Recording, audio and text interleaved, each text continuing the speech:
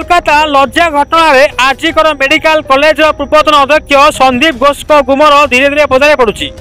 ए नहीं गणमाध्यम आगे आरजीकर मेडिकल पूर्वतन डेप्यूटी सुपरिटेडेंट अख्तर अली प्रतिक्रिया रखिंट। झीओ एवं अंग चलाचल सामिल कहते संदीप आसिया पूर्व आरजीकर पूरा ठीक चलता। 2021 जानुरी संदीप आसिया पर आरजीकर मेडिकल सबू बदली जाता।